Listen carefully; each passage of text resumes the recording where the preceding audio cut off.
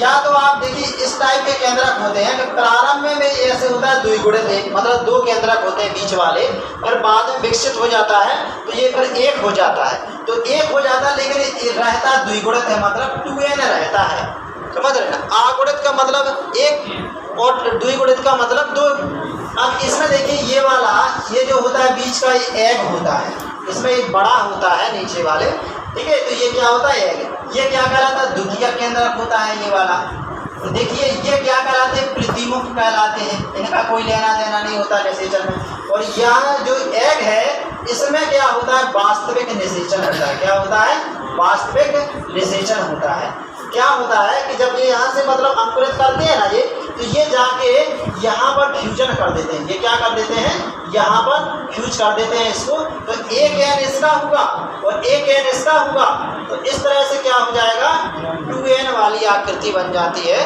तो नर युग्मक का मादा युग्मक से मिलना निषेचन कहलाता है। और युग्मनज क्या है, नर युग्मक और मादा युग्मनज से बनने से द्विगुणित, जो मिलने से बनी द्विगुणित इकाई, वो क्या कहलाती है आपकी, जैगुणित। देखिए अभी ये आगुणित था, ये भी आगुणित था, तो देखो इसको बोला जाता है वास्तविक निषेचन। लेकिन देखिए कभी कभी द्विनिषेचन भी होता है। क्या होता है, द्विनिषेचन भी होता है। तो देखिए कारण क्या होता है कि क्योंकि यहाँ पर देखिए परागकण एक से अधिक आते हैं, तो इनसे पराग नलिका भी एक से अधिक निकल आ जाती है। तो क्या हो जाता है, कभी आवृत बीजियों में ये चीज देखने को मिलता है। तो देखिए ये जो केंद्रक है पहले से द्विगुणित है कि नहीं है। अब एक और ये और जाएगा ये यहाँ पर, तो ये त्रिगुणित इकाई हो जाएगी कि नहीं हो जाएगी।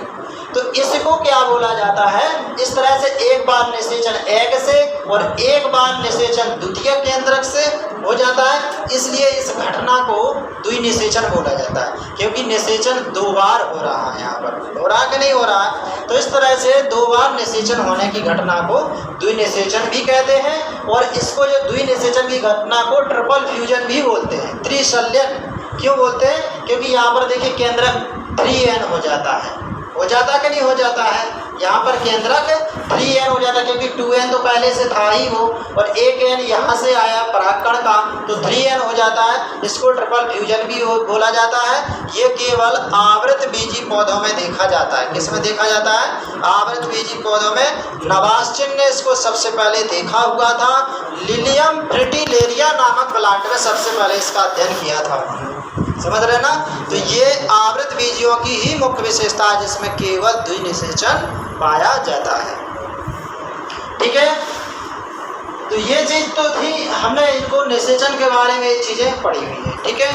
अब देखिए आप लोग पढ़ा होगा कि इसमें क्या होता है, समसूत्री विभाजन, अर्धसूत्री विभाजन और सूत्री विभाजन।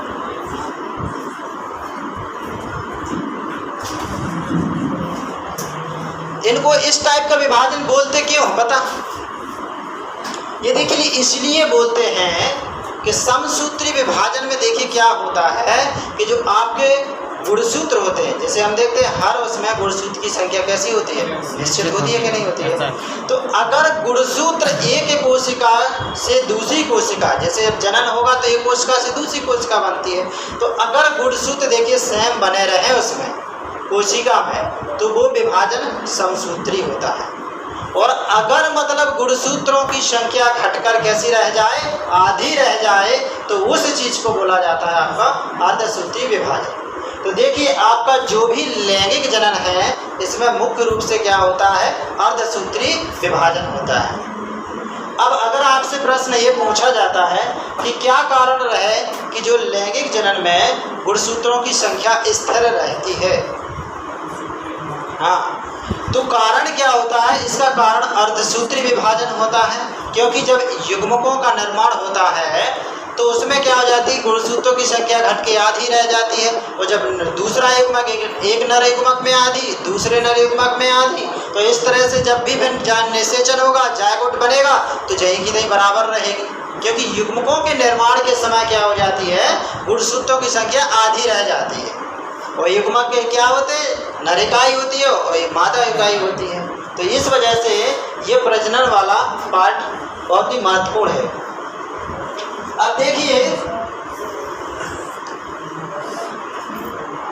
तो ये चीजें समझ में, इसमें किसी का क्वेश्चन है क्या? इसमें अगर किसी का कोई क्वेश्चन हो तो बता सकता है। अब देखिए क्या होता है, आप लोग बेसिक पर जाया करें, बेसिक मजबूत करिए। अब जैसे मैंने इस चीज़ को बेसिक को बताया, अब इसके अंतर्गत तो आप कुछ भी पढ़ सकते कि इसकी खोज किसने की, कब की, कितने सन में की। अब वो चीज़ आप मुझसे पूछोगे तो शायद मुझे नहीं हो याद, बात समझ रहे ना। तो वो चीज़ देखिए अलग मायने मैटर करती है कि कौन की खोज किसने की, कब की, वो चीज़ें वो तो हम जब टॉपिक को पढ़ते हैं उस समय उस चीज़ को पढ़ते हैं, कुछ समय बाद फिर भूलने लगते हैं, कुछ चीज़ें याद रह। लेकिन ये जो चीज़ें होती हैं, अगर ये बेसिक हमारा मजबूत है तो कोई भी किताब पढ़े हमें, वो हमें समझ में आती है। अगर ये चीज़ें अगर नहीं हमें पता तो हम कुछ भी पढ़ते रहे, कोई भी पढ़ाता है तो वो चीज़ें हमें समझ में नहीं आने वाली है। तो इसीलिए मतलब बेसिक पर आप लोग ध्यान दिया करें, फिर आप कोई भी पढ़ते रहिए। ये ज़रूरी नहीं होता, देखो आपको बताएं कि आप यहाँ कोचिंग में बैठो तो पूरी गारंटी के आपसे सब कुछ बनेगा। क्यों? क्योंकि आप घर पे नहीं पढ़ोगे तो कहाँ से बनेगा। यहाँ तो हम सब बेसिक बता सकते हैं, और बेसिक में आप लोग जहाँ दिक्कत जा रही है वहाँ पूछ सकते हैं। आपको कम पड़ रहा है नॉलेज, और बड़ी वाली बुक निकाल लीजिए जिसमें और ज़्यादा से गहराई से हो। तो वो चीज़ें हमारे उस पर डिपेंड करती हैं कि हमने सिलेबस को, पहले हमें पूरे सिलेबस पर पकड़ होना चाहिए, फिर हम उस सिलेबस को कितनी गहराई से पढ़ना है, कितना हमारे पास एग्जाम में समय है, उस पर ये चीज़ें डिपेंड करती हैं। तो इसमें क्या कोई चीज़ें लैंगिक जनन, अलैंगिक, कायिक जनन में किसी का कोई प्रश्न है क्या? वो तो बता सकते हैं। अब इसमें मानव प्रजनन की ओर चले क्या?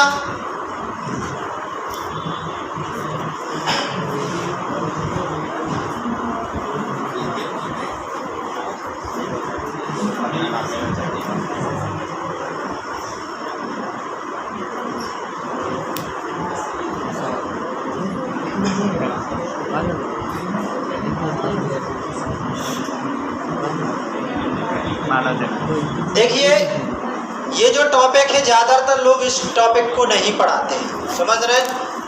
लेकिन देखिए हम इस दृष्टि से सभी आप परिपक्व नागरिक बैठे हुए हैं, यह हमारा दायित्व भी होता है कि हमें इस चीज़ के बारे में जानना जरूरी होता है। ठीक है, इससे प्रश्न भी पूछे जाते हैं बहुत सारे। तो देखिए मानव जनन की बात करें तो मुख्य रूप से मानव में लैंगिक जनन होता है, लैंगिक ही जनन होता है। मानव में क्या होता है? लैंगिक जनन होता है। अब तो देखिए फिर और कई नई विधियां आने लगी हैं, वो चीज़ें अलग हैं। ठीक है, अब देखो एक इसमें जो कायिक जनन में एक चीज़ और छूट गई है, आप लोगों ने सूक्ष्म प्रसारण तकनीक पढ़ा होगा। सूक्ष्म प्रसारण पढ़ा होगा, इसको नहीं पढ़ा। सूक्ष्म प्रसारण नहीं, मतलब इसमें कायिक जनन में सूक्ष्म प्रसारण एक विधि है। तो देखिए ये नई विधि है। इसमें क्या होता है कि कोशिकाओं का, जैसे पादपों में क्या होता है कि कम समय में ज़्यादा प्लांट विकसित करना है, तो उसमें क्या होता है कि जैसे कोई अपन कोशिका ले लो, किसी भी प्लांट की कोशिका ले लो, उसको संवर्धन माध्यम में रखो तो ये कोशिका विभाजित होकर के कोशिका का समूह अर्थात ऊतक बना लेती है। क्या बना लेती है? ऊतक बना लेती है। इस स्थिति को बोलते हैं कैलस। क्या बोलते हैं? कैलस। ऊतक संवर्धन विधि पढ़ी ना, इसके अंदर माइक्रो प्रोपिगेशन बोला जाता है इसको, ध्यान नहीं है आपको, पढ़ा होगा। हाँ, तो देखिए इसमें क्या हो जाता है, कोशिका विभाजित हो जाती है, तो ये ऊतक बन गया। फिर इसको पोषक माध्यम में रखते हैं जिसमें मतलब ये वृद्धि कर सके। तो फिर इनसे क्या हो जाते हैं, मतलब छोटे छोटे प्लांट बन जाते हैं ऐसे। तो फिर क्या होता है, प्रत्येक से मतलब क्या हो जाते हैं, बहुत सारे पौधे बन जाते हैं। जैसे हमारी उद्यान की है ना, जो उसमें जो बहुत सारे पौधे आते हैं ना, उसमें रखे हुए हैं पॉलीथिन के, उसमें ये लगभग उसी तकनीक पर ये लोग तैयार कर लेते हैं। तो मतलब बहुत कम समय में बहुत ज़्यादा प्लांट तैयार कर लेते हैं, और इनमें मतलब उनको कोई दिक्कत भी नहीं आती है। तो ये मतलब सूक्ष्म प्रसारण और बचा हुआ था। अब देखिए लैंगिक जनन में हम देखते हैं